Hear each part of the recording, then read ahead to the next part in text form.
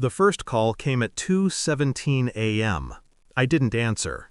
The second came 30 seconds later. Same number, same frantic vibration tearing through the darkness.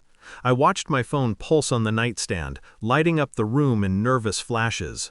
By the fifth call, I finally picked it up. Not to speak, but to listen. Her voice was shaking. "Please, just pick up. We need to talk. I'm sorry. I swear I didn't know. Please answer." I said nothing. Silence is a language of its own, and she had never learned to understand mine. The phone kept ringing long after I put it back down. A strange calm settled over me as I stared at the ceiling, replaying the exact moment everything had collapsed.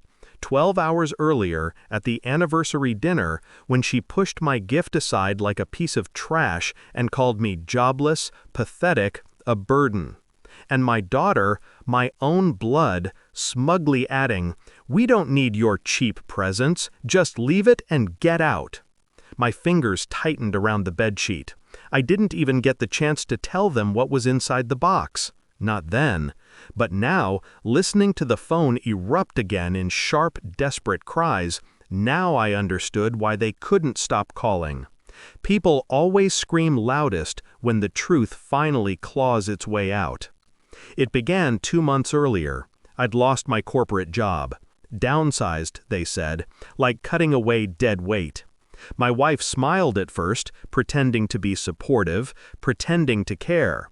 But support from her always came with strings, and those strings were usually tied around my neck. She started coming home late. Too late. Not even bothered to lie convincingly. "Traffic," she would mutter. "Errands," she would add. "Don't be insecure," she'd finish, as if she were granting me mercy by speaking at all. I noticed the messages on her phone first. Half-deleted threads. A man's name saved under dentist. She never smiled at me the way she smiled at that glowing screen.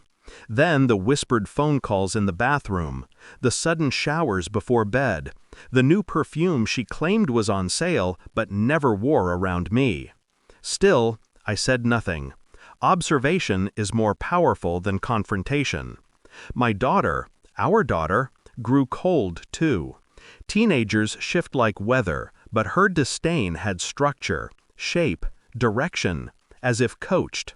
"Mom says you don't try hard enough. Mom says she carries this family. Mom says we'd be better without stress." Stress, that was her word for me. Every night I sat in silence, watching them talk around me, not to me. They forgot I had eyes. They forgot quiet men see more than they speak. So when our anniversary approached, I planned the gift carefully. Something that would close the gap between suspicion and truth.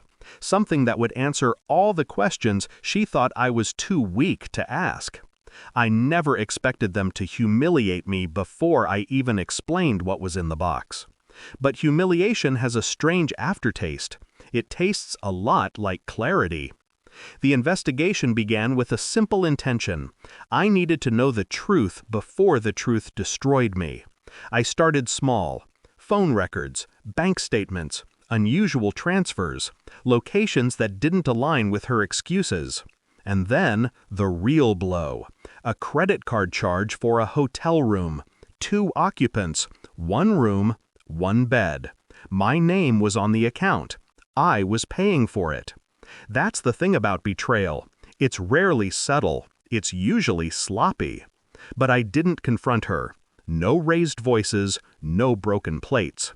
That would have given her too much power. Instead, I collected screenshots, printed logs, GPS pings, a neatly compiled folder of everything she never wanted me to see. Then came the hardest part, a DNA test. Not for her, for my daughter. The result arrived 3 days before the anniversary dinner. The envelope felt heavy, too heavy for paper. I held it for 2 hours before opening it. When I did, the world went painfully quiet. Not mine, not biologically, not even close. 13 years of fatherhood reduced to a statistic and a thin sheet of government-issued paper. I didn't cry, Tears are for people who feel surprised by betrayal. I only felt confirmation.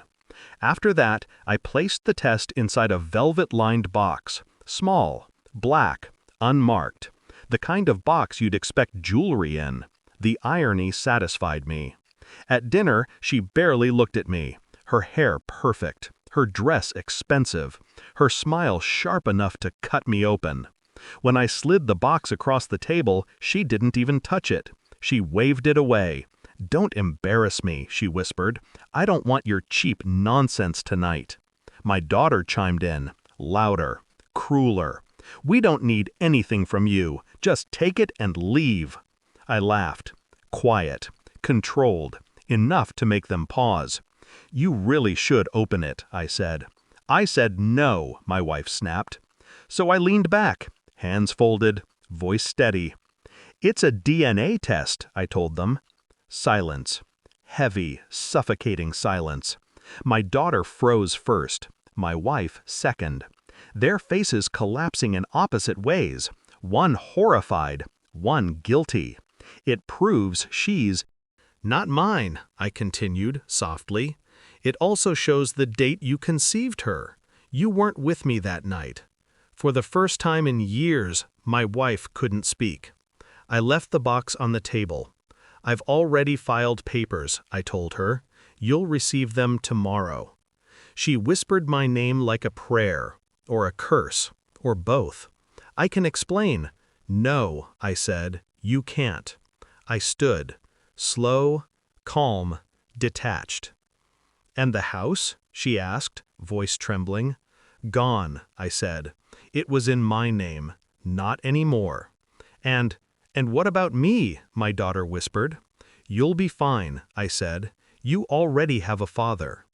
I walked away as they broke. Not loudly, but in quiet, collapsing sobs, the kind that come when consequences finally land. The calls haven't stopped.